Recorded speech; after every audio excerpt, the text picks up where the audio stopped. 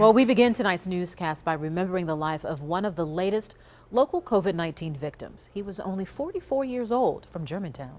Brad Jere died last week after a long hospital stay. He leaves behind a wife and 3 kids.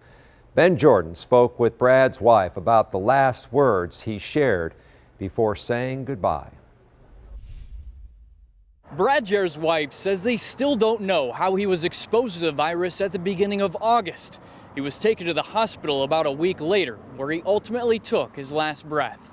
Jessica Jere says her husband was in the prime of his life. He had just founded a church, was in the process of opening a new business, and most importantly, trying to be the best father he could be for his daughter and 2 sons. Jessica says everything changed when he was rushed to the hospital with coronavirus. From there, his symptoms continued to worsen. About 2 weeks in, then he was not in isolation anymore. So then I was able to go and visit with him.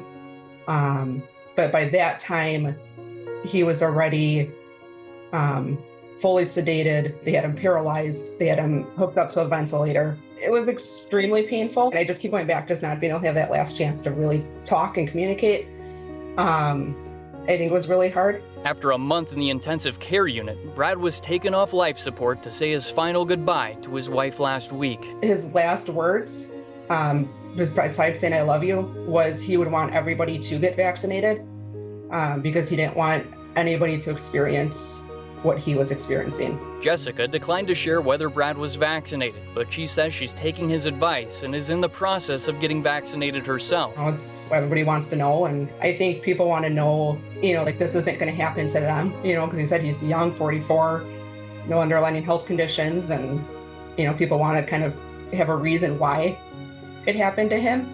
And I think there really isn't a reason. Through the most challenging time in their lives, Jessica and her kids are finding strength through their faith while reflecting on their memories together. Just really, holding on to that hope that we have, again, with our faith that, he's in heaven and, isn't suffering at all anymore, and he has brand new lungs. And he was colorblind, but loved taking pictures, especially of sunsets. It was one of his many passions. So we talk a lot about that every time there's a sunset, that like, oh, Dad can actually see the real colors now.